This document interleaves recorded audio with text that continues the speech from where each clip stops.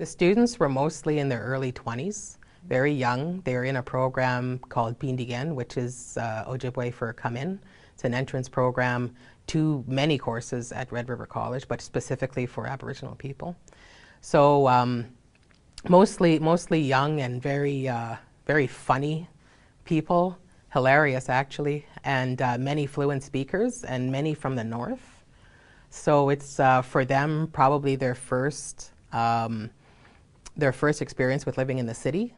We had journals, we wrote journals about, we didn't like writing journals. Personally I didn't like writing journals, but I did anyway. And about everything we learned in the course and the class and what we experienced and who was performing. And so I think that was really helpful. The innovation in this project was that not only were all of the practitioners, singers and artists Aboriginal, but the content of the course was determined by the students. So it is the opposite of not having control. The entire course was Aboriginal directed and Aboriginal artists performing. I'm not a Sun Tzu. I see no art in war. I believe in peace. That's what this. For me, the artist that stood out the most was Wab Canoe, who's also a broadcaster for CBC, first radio and now TV, because he not only sang with the drum, like a hand drum, but he also sang some pop music, and he did it very well. And I thought that was, for me, that was the highlight. For the students are a little younger. I didn't expect to know that there's so many local Aboriginal talent in here in Winnipeg and all over, like Manitoba, and I didn't know that at all, and I was really impressed of how successful they became, and it really inspired most of our students, and I think it was really good for us to see that Aboriginal people can succeed. Well, when I was planning the course, I had thought we would have mostly traditional music and maybe some genres that Aboriginal people have been present in for many years, such as blues.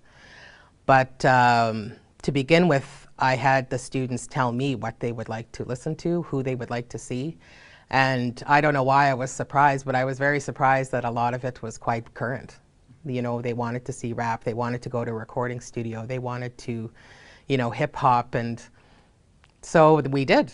Art and music give intangible, they have intangible qualities that are difficult to describe and are more felt than understood intellectually, you know, in terms of letter grades, or, you know, it's not a quantifiable quality, but I think it's an important experience that students will take with them well beyond the end of the course.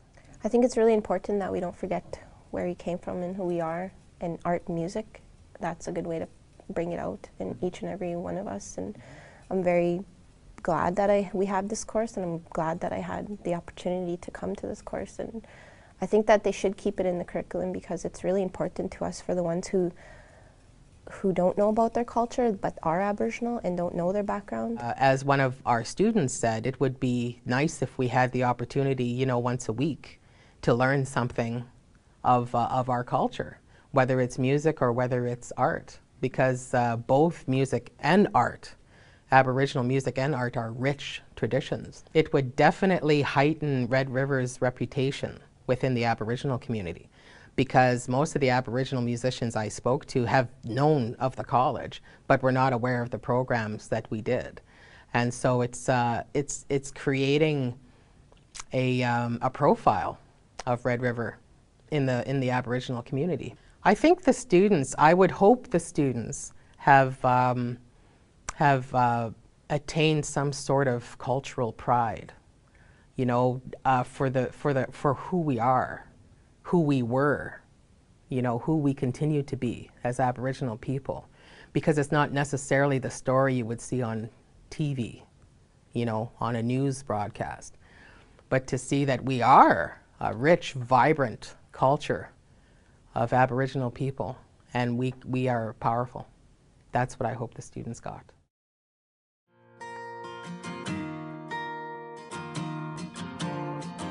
Oh yeah, this is what happens when brothers of different colors stand up for the mothers. What good boy was my son? He was such a good boy.